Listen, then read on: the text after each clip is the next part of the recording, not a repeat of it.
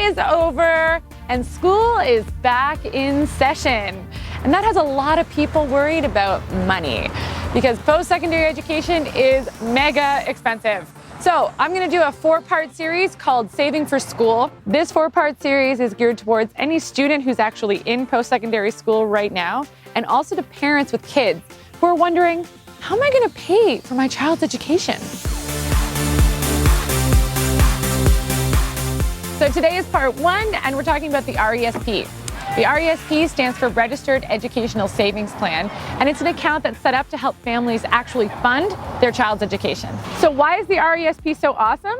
Well, first of all, it's tax sheltered, and that means that any of the investment distributions that you make inside, like dividends, interest, and also capital gains, are not taxable to you the entire time that the RESP is working for you. So that's pretty great because it gives you a nice boost in your savings. And second of all, there's something called the CESG, which is the Canadian Educational Savings Grant, and that's free money from the government. So why is the CESG so awesome? So the CESG are grants from the government that come into the RESP based on your contributions. So each beneficiary, each child, has a lifetime maximum of up to $7,200 per child towards their school that comes from the government. But here's the catch.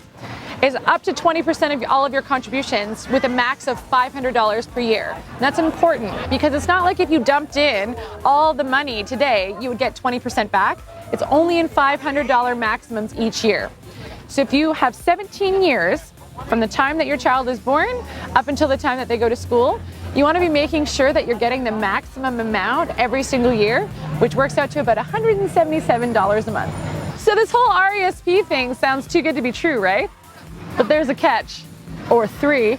Catch number 1, your beneficiary can only access the money that's in the RESP if they go to a qualifying educational institute recognized by the government. The list of qualifying educational institutes is vast, so I'm sure it's not a problem. But this is 18 years from now, so you never really know. Catch number 2 is that the beneficiary, when they go to school, will only be able to access $5,000 in the first 13 weeks of their school year. That is hardly enough money. So parents just need to keep that in the back of their heads and know that leading up to school, when your child's actually leaving the nest and going away, you need to be putting some money aside if you want to help them out with those first initial bills, because they're only going to get $5,000 for the first 13 weeks. Catch number 3 is that if your baby doesn't go off to school, then you're going to have a whack load of money left in the RESP, and a portion of that's going to be taxable to you.